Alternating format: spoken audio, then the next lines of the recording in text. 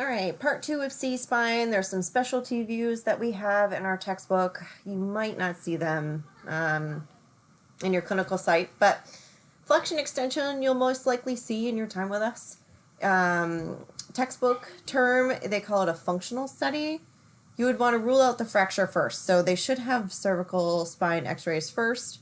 If the patient is in a C-collar, do not remove it as a technologist. If it's trauma, the doctor needs to be present to remove the collar. Never force a patient when you're doing flexion extension studies.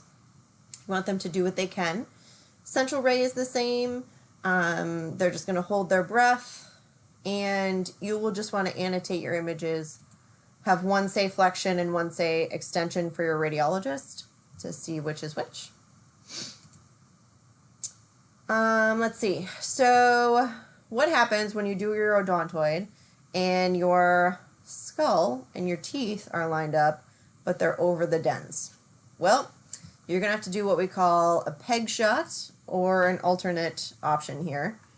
A trauma peg, we have two options. We have an AP version and a PA version. The AP is the Fuchs method, or a trauma peg. They might be in a C-collar, or their teeth and skull are fully lined up. So what you're going to need to do is angle your tube into this line here, trying to match up the MML with your X-ray beam. The Judd method is the PA version of this, and you're going to center to the level of the mastoid processes. The goal is to project the dens into the foramen magnum. Okay. The wagging jaw, which I've never done, but I watched an older tech do it when I was a student. It was quite interesting, but literally the name is what they do. The thought process is they wag their jaw back and forth in constant motion. That actually provides a sort of similar to the lateral T-spine, where the motion of the breathing actually blurs out the anatomy around it, and you're able to see it clearly. You're going to use a long exposure time for this. But so this is the idea of the wagging jaw. You can see a bit of a shadow here and the moving jaw, but you're able to see the zygapophyseal joints and the lateral masses. You can see some of the dens. So if you're really struggling and you have a difficult patient, you can give it a try. There's a vertebral arch or pillars projection. I've never done this either, but you ask them to hyperextend their neck. You do a 20 to 30 caudad angle, and you're going to center to C5, and the patients should not swallow. This is what it will look like. It's a little bit of a reverse, but you can see the joint spaces, you can see the dens, but you can see how the spinous processes are just a little bit distorted. All right, that's your pillars. Some radiographs for critique. Some positioning errors you might come across. So odontoid is usually one that takes a little bit of practice as a student and as a tech. So give yourself a little bit of leeway with this. Don't expect to be perfect right away with this one. It's hard. We don't have x-ray vision. We try our best. So you can see how the teeth and the base of the skull are aligned, but they are sitting over the top of the dens. So this one, if you really want to get a perfect den shot, you might want to do one of those methods. The teeth are a little bit lower over here, so you could lift the teeth up slightly and just get another version. Those are two options for you. This one, the base of the skull is sitting over the dens and the teeth are way up here. So that patient is overextended, their teeth are up too high. You would want to tilt their chin down, raising the back of the skull up just a little bit to open up this space. You can also see down here, you can't see the lateral masses or the joint spaces clearly because the bottom teeth are here. Again, that's because the chin is up too high.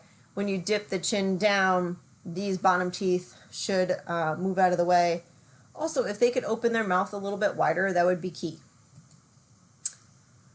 Another positioning error, really similar to that one. Again, odontoid tends to be a struggle. But as you can see here, you can slightly see the dens, partial lateral masses. The base of the skull is way down. The teeth are way up high in the sky here. So you got to dip that forehead and chin down a bit, bringing the base of the skull up so you can see that clearly. This is the reverse. The base of the skull is actually up here. Teeth are down way too far. So you got to lift that patient up to be able to see it. Some position errors. This patient is just maybe teetering over a little bit. They're just not really lined up. This one, there's an artifact here. It's actually in the patient's hair. It's a piece of a hair tie. Obliques. Ideally, you want your obliques to look like this, with nice open circles all the way down from skull down to shoulder. On this side here, you can see that they are almost closed. So this patient, I think, is actually over-rotated. Look how far the mandible is over the spine here. They're almost in a lateral position because these are completely closed and not nice open circles like this. So this patient is a little bit over-rotated. Lateral. Initially looking at this, you're going to think, this is a good lateral. They have from C1 to C7. It's straight down the line, but the one thing that they forgot to do was move the chin forward. Can you see how the mandible is sitting overlying the cervical spine here? They didn't jut the chin forward on that one. You're going to see some hardware in cervical spines. You guys are going to do ACDFs in the OR, which is the anterior cervical, so you'll see this hardware here on anterior side. Posterior is the reverse. You'll see that as well. Anatomy. H&P, herniated nucleus pulposus, is often a reason for some back surgery, so you'll see that a lot. The Atlanto-occipital joint, you'll want to make sure and review where that is, okay, and what it does. Anatomy, please go through your cervical spine anatomy, go through the terms, know the difference between pedicle and lamina. Okay. There are some unique characteristics of cervical vertebrae. There is bifid spinous process for C3 to C6, right? This has two tips. There's overlapping vertebral bodies, and they have three foramina. So they have the two transverse foramen and the vertebral foramen. Oh, and I already did soft tissue neck on its own, so I'm going to end there.